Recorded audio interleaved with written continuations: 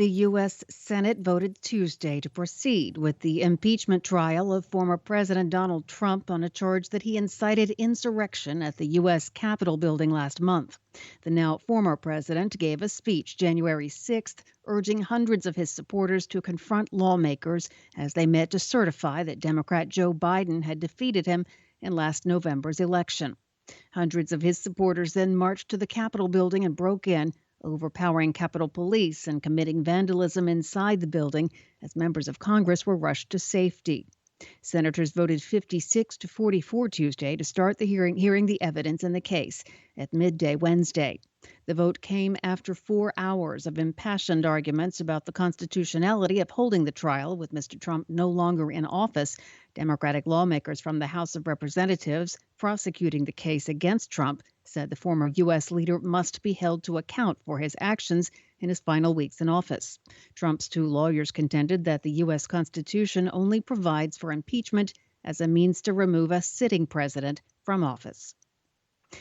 The White House says vaccines against COVID-19 will be distributed to community health centers across the United States in the coming weeks.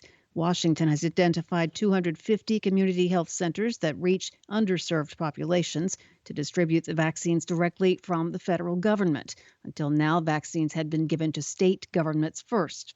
43 million doses of the vaccine have been administered, with just over 3% of the U.S. population fully vaccinated. This is according to data from the Johns Hopkins Coronavirus Resource Center.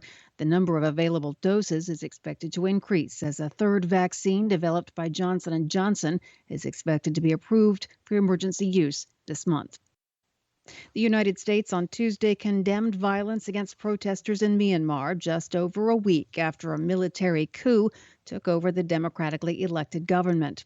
U.S. State Department spokesman Ned Price told reporters, quote, "We repeat our calls for the military to relinquish power, restore democratically elected government, release those detained, and lift all telecommunications restrictions." Earlier Tuesday, Myanmar police cracked down on people protesting the coup in the capital of Naypyidaw by firing warning shots, rubber bullets, and water cannon. At least 2 protesters were seriously injured with what are believed to be gunshot wounds. Demonstrators gathered in the streets of Myanmar's capital for a 4th consecutive day Tuesday, defying a set of restrictions imposed by the military junta aimed at stopping the protests. Tuesday's protest occurred just hours after the military announced an 8 p.m. to 4 a.m. curfew that would be imposed on the cities of Yangon and Mandalay. The regime has also banned gatherings of more than 4 people across the country. The United Nations, in addition to the United States, has voiced, quote, strong concern over the crackdown. A session of the European Parliament turned ugly on Tuesday when lawmakers scolded the EU's top officials for what they dubbed a disastrous trip last week to Moscow by Europe's top diplomat, Josep Borrell. Borrell was meeting with Russian Foreign Minister Sergei Lavrov when news broke that Russia had expelled 3 European diplomats for allegedly participating in demonstrations against the jailing of opposition politician Alexei Navalny.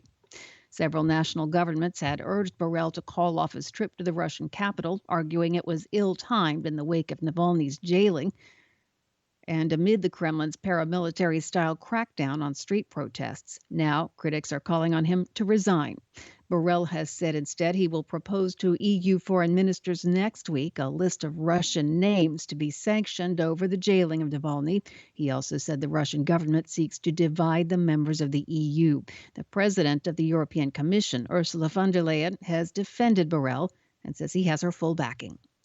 And Haitian President Jovenel Moïse has retired 3 Supreme Court justices 2 days after announcing a foiled coup attempt. Haiti's opposition has insisted for months that President Moïse's term expired on February 7th, according to the Constitution, and that a transitional government should replace him. Moïse says its term will expire in February of 2022. That's a date accepted by the United States, the United Nations, and the Organization of American States. They've urged Moïse to organize elections as soon as technically feasible, followed by 2021 presidential elections.